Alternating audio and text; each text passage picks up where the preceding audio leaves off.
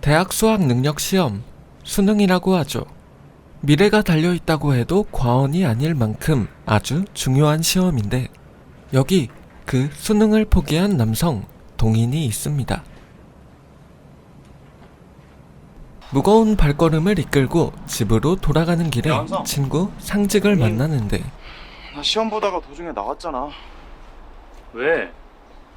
그에게서 열심히 하라며 볼펜을 뭐야? 선물 받게 됩니다. 비싼 거라며. 이거 내가 써도 되는 거야? 필요한 사람이 쓰는 거지. 아, 너 재수 안 한다 이거냐?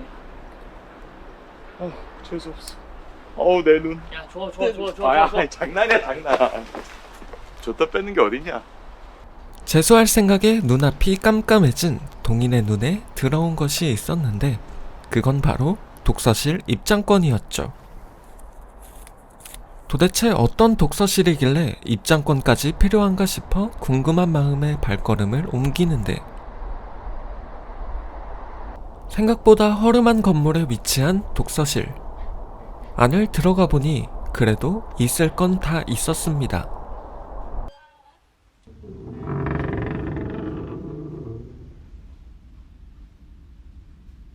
꽤나 높은 비용을 지불해야 입장이 가능했는데 5만 원이 아니라 5천만 원을 지불해서라도 들어가고 싶은 독서실이라는 것을 곧 알게 되죠.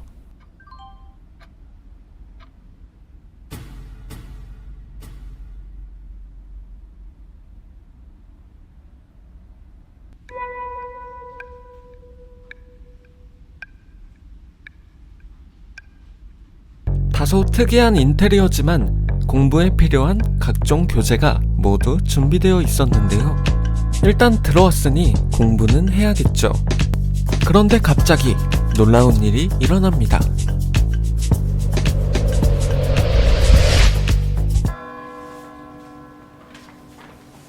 제1교시 본령입니다. 수능을 보던 그날 그 시간 그 자리로 돌아온 건데요. 꿈이라고 하기에는 너무나도 생생했고 시험장에서 일어났던 트러블도 똑같이 일어납니다.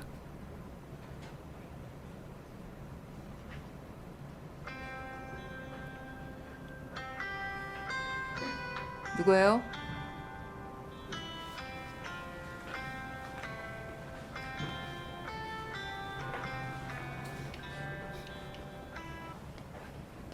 본인 핸드폰 맞죠? 근데 저 집에 핸드폰 놓고 왔어요. 네, 패딩 주머니 좀 확인하겠습니다.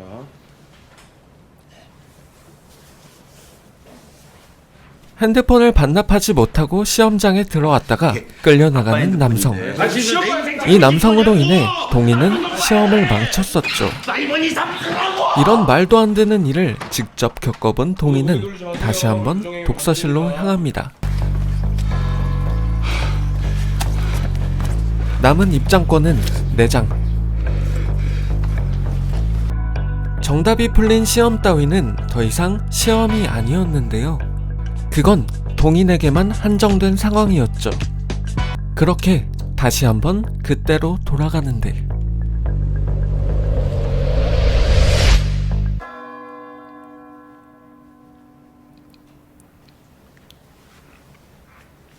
저기요. 저기요. 네? 주머니 핸드폰이요.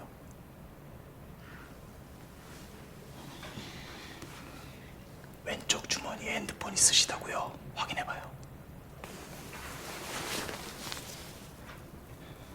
빨리 반납하세요. 얼어붙은 시험장에서 다른 사람의 처지를 생각할 여유도 있는 동인. 그는 가고 싶은 대학이 어디인지 고민하기만 하면 됐거든요. 그렇게 집에 돌아가는데 인정이 넘치는 부모님의 걱정과 달리 동인은 자신감이 넘쳤고 하버드 갈라니까요. 집안은 축제 분위기로 변했습니다. 그런데 그날 밤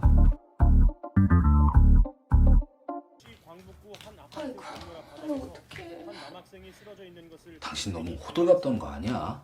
어? 확실해? 봤다니까 상직이 동네.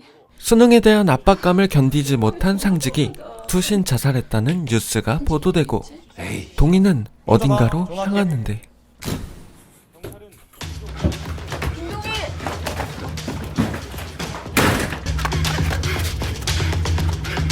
이제 남은 입장권은 3장.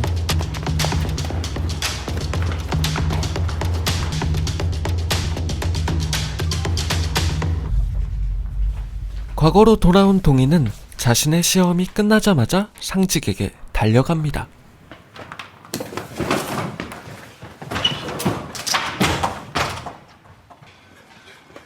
그는 전화도 받지 않았고 도대체 어디로 간 건지 알 수가 없었는데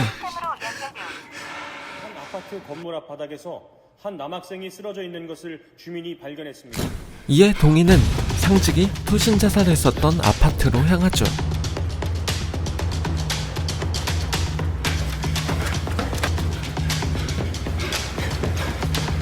하지만 한 발 늦었습니다.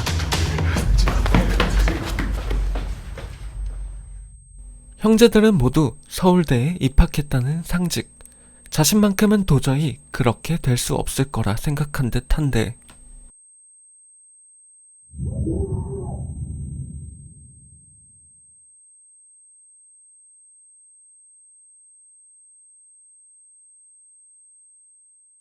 이제 남은 입장권은 2장. 이번에 무슨 일이 생기더라도 아직 한 번의 여유가 남아 있습니다.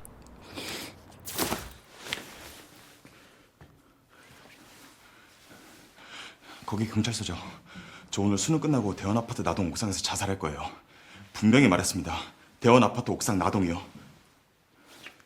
자신의 힘으론 해결할 수 없을 거라 생각한 동희는 경찰의 힘을 빌리는데 경찰을 믿고 자신의 수능을 보기로 합니다.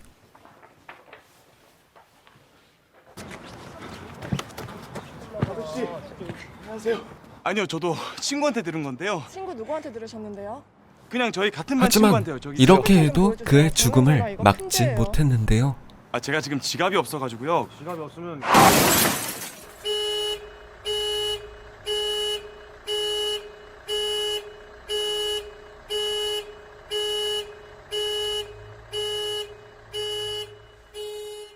남은 입장권은 마지막 한 장. 벼랑 끝에 몰린 동희는 선택을 해야만 했죠. 유일하게 상직을 만날 수 있었던 과거. 중간에 시험을 포기하고 나왔었던 그때 그대로 똑같이.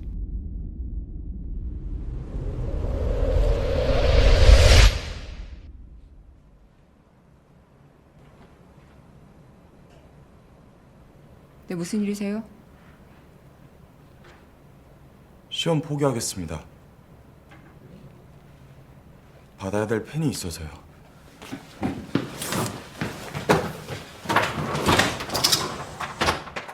한편 시험을 마친 상직은 무언가를 결심한 듯 시험장 밖으로 나가는데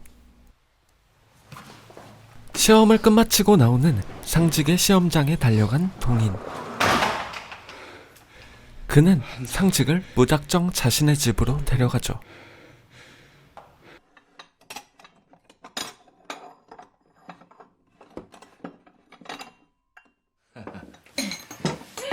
자, 차린 건 없지만 아주 많이들 드세요. 상직은 시험이 끝나자마자 전화하라는 부모님의 연락을 무시하고 있었는데 네. 너 혹시 부모님한테 여기 온다고 말 안 했니?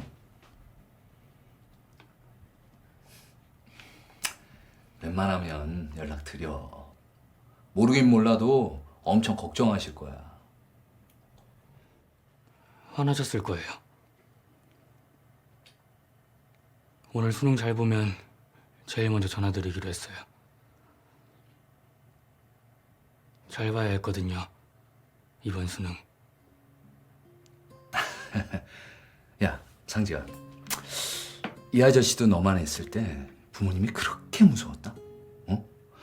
어느 날은 학교 시험 개판으로 쳤는데 야, 부모님한테 혼날 거 생각하니까 너무 무섭고 두려운 거야. 절망에 빠져있는 상직은 동인의 가족들에게 위로를 받고 근데 용기를 내기로 그날은 합니다. 진짜 추운 날이었거든. 그건 또 지금 뭐했어? 아, 미안.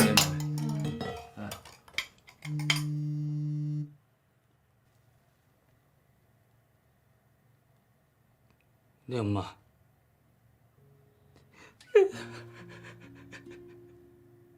어떤 대화가 오고 갔는지는 모르겠지만 상직은 다시 한번 살아갈 힘을 얻게 되었죠. 네. 그리고 네. 여기서 과일을 5개인가 6개인가 하면서 돈도 잘 번다며.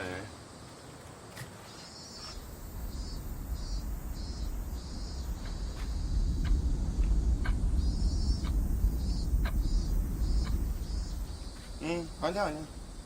목숨을 걸어야 할 정도로 중요한 수능 시험.